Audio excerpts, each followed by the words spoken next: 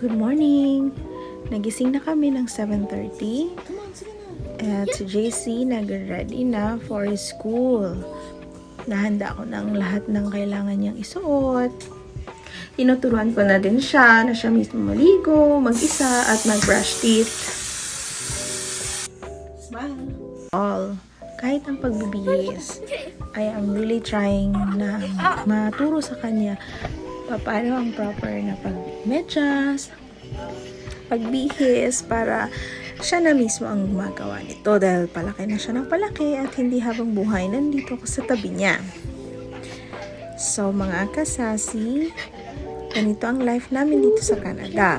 Gigising kami ng around 7:30 dahil kailangan nasa school na sila before 8:30.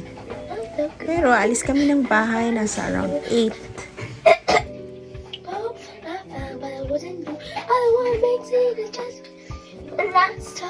To the garden gate every night.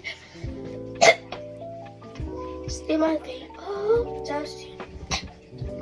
I love you. It's you. Ganyan ang nangyayari kapag napapabayaan ko siya dahil ako nagpe-prepare din ako magbihis para sa office. So, hindi siya matatapos. Magpakanta-kanta pa siya at abutin siya ng ilang minuto, magme-medyas lang siya. Kaya minsan talaga, ginaguide ko talaga siya.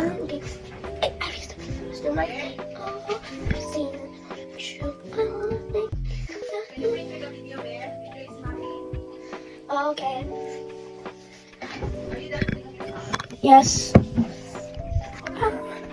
Okay. You go there, from there. Okay. At ayan, ako, malapit na ako matapos dahil malapit na ang 8. Kailangan kong madaliin ang pag-makeup. Bye mga sisi!